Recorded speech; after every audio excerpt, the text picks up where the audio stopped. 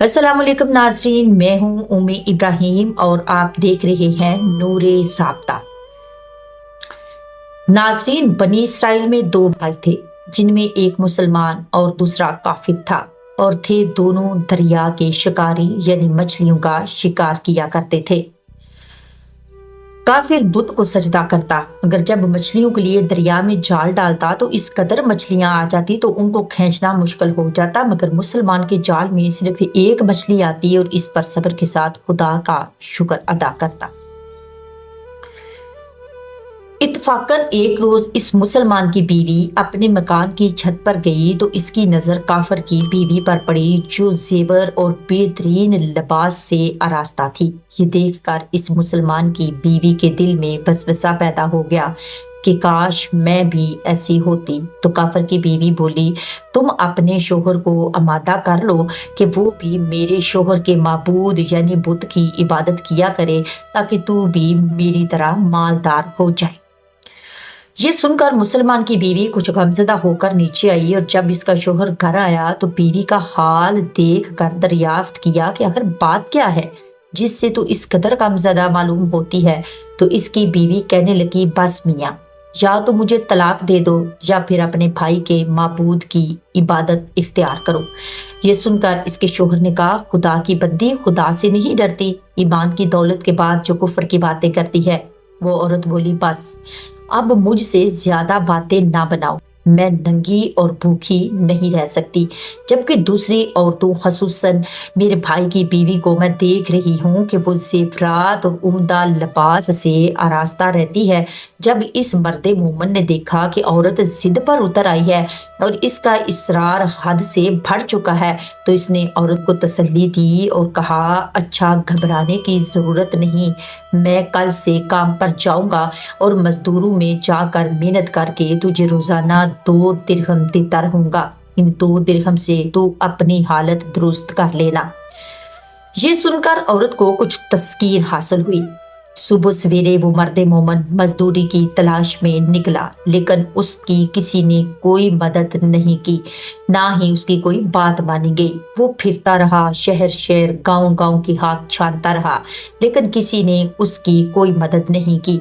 बिला आखिर मायूस होकर वो दरिया के किनारे पहुंचा और शाम तक अल्लाह ताला की इबादत में मसरूफ रहकर रात को जब घर वापस आया तो बीवी ने दरियाफ्त किया, मियाँ, आज तुम कहाँ थे? वो कहने लगा, मैं अपने बादशाह की खिदमत में था, बादशाह ने मुझसे काम करने की शर्त रखी है। इसकी बीवी बोली, आखिर वो बादशाह तुमको क्या देगा? तो इसने कहा, मेरा बादशाह बड़ा करीम है और इसके खजाने मालो दौलत से भरे हुए हैं, वो मुझे वो देगा जो मैं चाहूंगा। चुनाचे इसी तरह वो अपने माबूदे बरहक की इबादत में मसरूफ रहा। तीसरी रात हुई तो बीबी ने कहा कि सुनो मियाँ, अगर कल तुमने मुझे मजदूरी ला कर नहीं दी तो तुम मुझे तलाक दे देना। ये सुनकर उसको किसी कदर परेशानी लाहक हुई और 23वीं सुबह को इसने एक यहूदी से कहा, क्या तुम मुझे मजदूरी पर लगा लोगे? ये सुनकर यहूदी कहने लगा, हाँ, तुमको मजदूरी मिल जाएगी, लेकिन शर्त ये है कि मेरे पास तुम्हारे खाने पीने का कोई बंदोबस्त नहीं होगा। चुनाचे उस मर्दे मोमन ने रोजा की नियत करके यहूदी के साथ काम पर चला गया।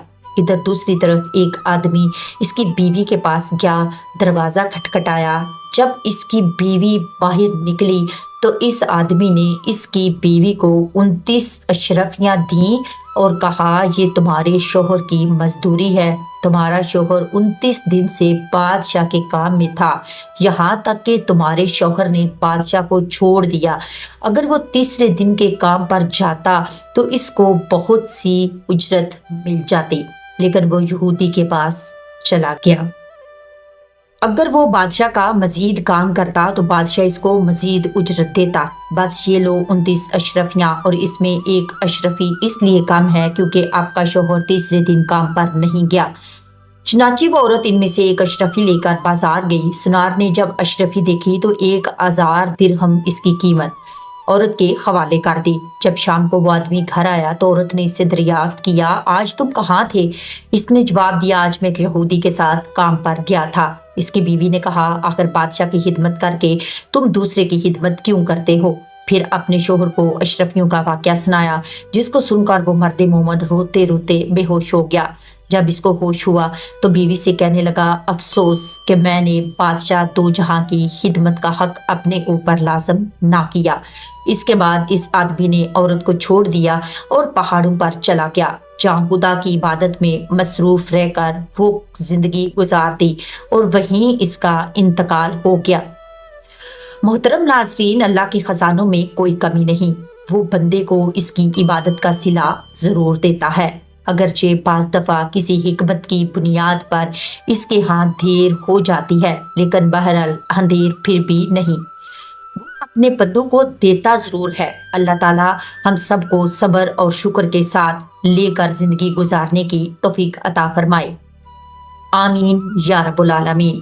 ناظرین، امید کرتی ہوں کہ ویڈیو آپ دوستوں کو پسند آئی ہوگی۔ ویڈیو پسند آ جائے تو لائک اور شیئر ضرور کر دیجیے گا۔ آنے والی ویڈیوز کے لیے ہمارے چینل کو سبسکرائب کر دیں اور ساتھ میں موجود بیل کے آئیکن کو دبا دیں تاکہ ہماری ہر نئی آنے والی ویڈیو سب سے پہلے آپ تک پہنچے۔